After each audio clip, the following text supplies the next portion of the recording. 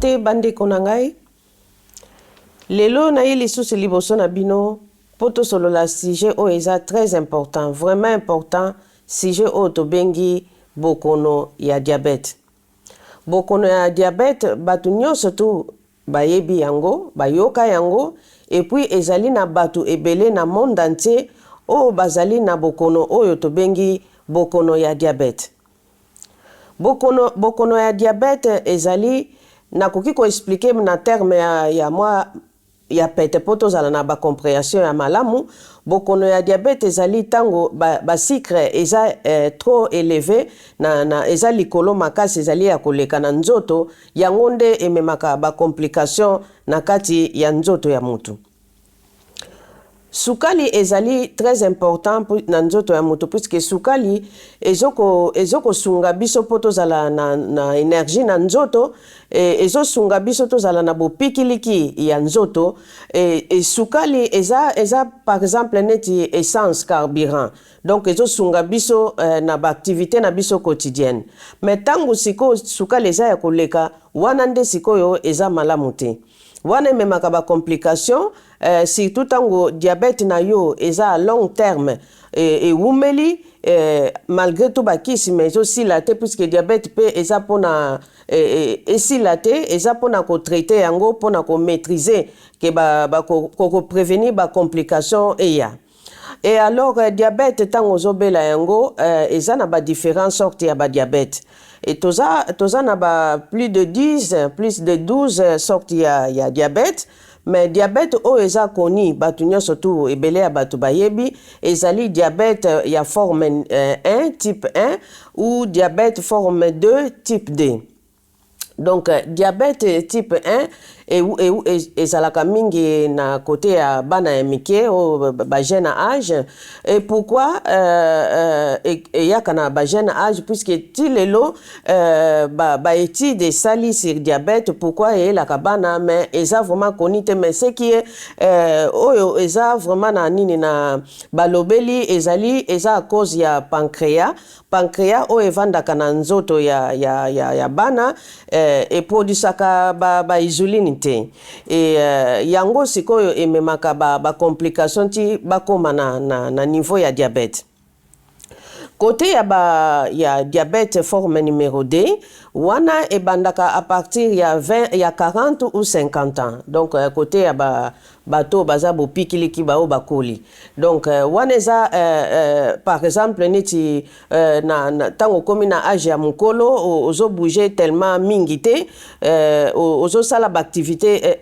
ba sport te ba activité physique mukie et ozo sala attention te na bilei na yo et yango nde provokaka okoma na diabète forme numéro 2. Wana ekoki pe kozala héritaire, donc ceux qui par exemple papa ou maman ou leki yaya na kati ya libota aza na diabète wana donc yo pe oza na chance wana ya kozwa bokono ya diabète. Donc yango eza vraiment très important tango ba complication ba signal na nzoto na yo o lakisa ke oza na diabète eza très important ya kosala examen ya makila na mutu oyo atangi bokono ya diabète yende sikonde ako expliquer yo akopesa yo ba conseil eloko nino kosala tango oza na bokono ya diabète. Donc diabète eza bokono moko très grave puisque batu ebele pe bakufaka na yango soki eza soigné te soki eza suivi te ebomaka. Alors yango eza très important soki oza na bokono ya diabète olanda conseil ya munganga ya docteur oyo aza spécialisé na ba étude ya diabète yende akopesa o ba conseil eloko nini kosala et oyo pesa très important ezali komela bakisi puisque diabète na yo olie ezala grave mais tango zomela bakisi nde ebandoko sala ke ba diabète ba complication ezala muke na place ezala ebele. Et puis tango oza na bokono ya diabète eza vraiment très important bandeko na ngai kolandela ba alimentation na yo puisque tango oza na bokono ya diabète eza na biloko mosusu okoki kolia na masanga mosusu okoki komela na oyo okoki kolia te na oyo okoki komela te po na diabète na yo puisque eza bokono moko très grave alors ezosenga vraiment osolola na nzoto na yo ozala conscient na bokono oyo ozali nango puisque soki oza suivi te soki ozolanda ba conseil te ozomela bakisi te o changer alimentation na yo te ekomemela yo ba complication ebele puisque tango oza na bokono ya diabète ba complication nango ezali okozala na ba problème ya misu. Donc obando komona bien te obando mona flou na misu okozala na ba problème ya barème mitiopo